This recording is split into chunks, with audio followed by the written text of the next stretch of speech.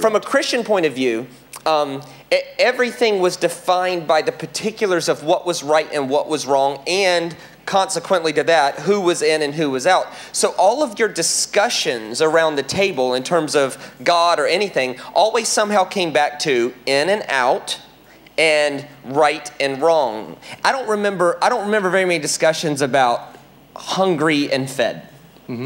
Clothed or naked.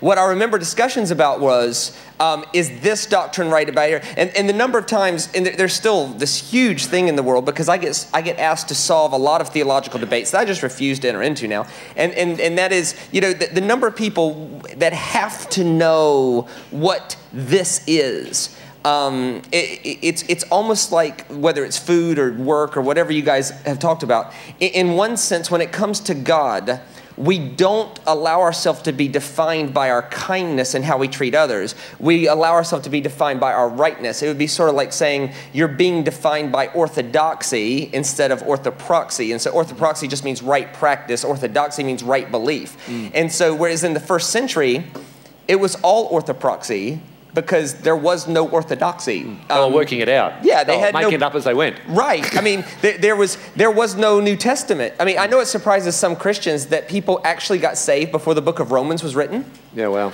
But they did. Yeah.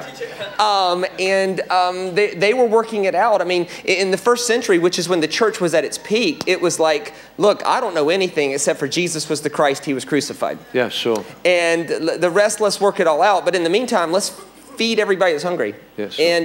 And so in the culture I was brought up in, orthodoxy was definitely the top billing, because it was right. There are certain people who are right, there are certain people who are wrong. Consequently, there are certain people who are in, certain people who are out. And of course, I grew up in an old school Pentecostal church.